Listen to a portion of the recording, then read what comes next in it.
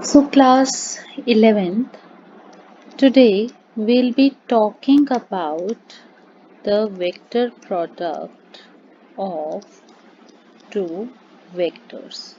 Here, whenever we talk about means we are talking about the vector product of two vectors. Generally, your vector product is also termed as the cross product. It is also termed as the cross product of two vectors. We have learned that if this is a vector A and this is a vector B and you want to multiply these two vectors and you want to have a cross product, means out of the multiplication of the two vectors you want the result as a vector. When you take a dot product of two vectors, you get a scalar in the answer. And if you want to find out the cross product, here you get a vector. This is we have already discussed in yesterday's class. Still, we have A cross B and we have said it is written as AB sine theta into the n cap. This is what n cap. N cap is a unit vector. Clear? Whatever vector you get, whether A, B, C, D, whatever vector you get, if there is a cap over it, it means these are your unit vector. Now, unit vector must gives a direction. Now, this unit vector is giving the direction of A cross B. It is giving the direction of A cross B. Clear? And what is theta? Theta is the angle between two vectors. Now here theta is the angle between vector A and vector B. And we have learned yesterday that as your A cross B is a vector, So it must possesses magnitude, and it must possesses direction. When I talk about the magnitude is given as AB sine theta simply, and the direction is given by right hand thumb rule or right hand curl rule. Clear? It is given by right hand thumb rule or right hand curl rule. Now, what does your right hand thumb rule says? Your right hand thumb rule says that if you have A cross B and you want to find out the direction of A cross B, then curl your fingers of right hand. Curl your fingers of right hand from A to B, means point your fingers in the direction of A and wrap your fingers towards B. Likewise, if this is A and this is B and you want to calculate A cross B, place your fingers in this direction and then curl your fingers towards B. Curl your fingers towards B such that in that case thumb your thumb. Now what you do in the front of your screen, take out your right hand and place your right hand fingers in the direction of A. Placed. Now start curling it towards B. Now curl your finger towards B. Where is your thumb going?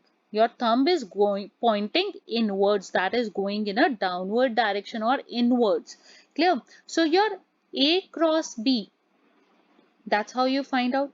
What if you want to find out B cross A? You will curl your fingers from B to A. From B to A. That's how you will find out the direction of a cross product of two vectors. Now the next thing that we have to find out, we have to learn about, that is the geometrical interpretation. We have a geometrical interpretation of cross product. Means what does it is going to give you the cross product of two vectors. Understand it carefully. Here I am having a vector A. Here I am having a vector A, and let there is a vector B. Clear? And such that there is an angle theta here. I draw a perpendicular. I draw a perpendicular here. Now this is your B, and if I resolve it, I get this as B cos theta in the direction of A, and this color is being taken as B sin theta. How we have taken B sin theta? Let me start naming this triangle. I say in triangle your OPQ, your PQ divided by OQ, that is your perpendicular over hypotenuse, is taken to be sin theta. Clear? Your PQ, we have to understand about PQ, and here your PQ, this one, PQ is written as OQ sin theta. OQ, what is your OQ? OQ is from O to Q, and which vector is represented in this direction? That is your vector B. Clear? And OQ will be having the magnitude of B. So I get B sin theta. So this is my B sin theta. Clear? Now when I talk about this one, if I make this as a parallelogram, if this I make or completely take it as a parallelogram. Clear? How you calculate your vector product, or how you write down your vector product of two vectors A cross B, you write it as A B sin theta. And if I talk about only magnitude, you write it as AB sin theta, because in case of magnitude you do not give any direction. Clear? Now this is a parallelogram. How you write down the area of a parallelogram? How you write down the area of a parallelogram? You will write down your area of a parallelogram as base, that is your OP, into your height. I think there is a mistake when I have drawn this. Let me correct it first. Okay. This is your point P. Clear? So, in this case, what is my height here? My height is PQ. So, OP into PQ. What is your OP? That is A. And what is your PQ? That is B sin theta. Look again here. I'll be explaining it to you again. This is your A vector. This is your B vector. Clear? This is your B vector. With the help of the dotted lines, I am completing a parallelogram. Clear? If I draw a perpendicular here that represents the height of a parallelogram, I know that the area of a parallelogram is given as base into height. Clear?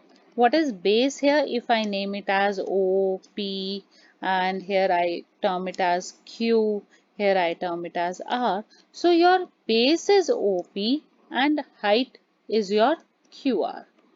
Clear? So the same way we have taken OP as your base and PQ as height, which is equals to AB sin theta.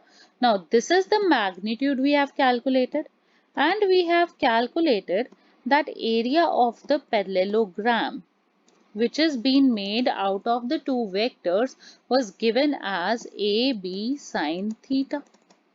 So what does it implies? That magnitude of the cross product of two vectors,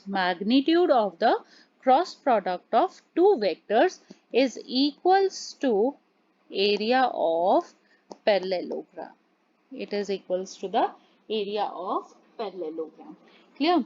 Now we also know that your parallelogram is generally divided into two equal triangles. Clear? So your area of parallelogram is actually twice the area of triangle. Any triangle you can consider. So can I write that magnitude of A cross B is equals to area of parallelogram is your twice of area of triangle? Twice of area of triangle. Clear? So this is another geometrical interpretation. That is your another geometrical interpretation here, that if you get a parallelogram, suppose you get a parallelogram that is having the two sides of it as of constituted of a vectors, and you want to find out the area. This is your, suppose this is your,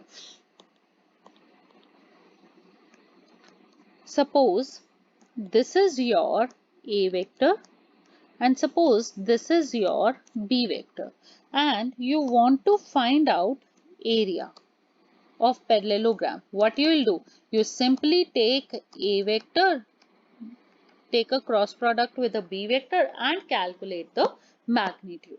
Clear? That is the geometrical interpretation of your vector product of two vectors or the cross product of two vectors. Clear? So let us talk about, in our next video we will be talking about the properties of the vector product.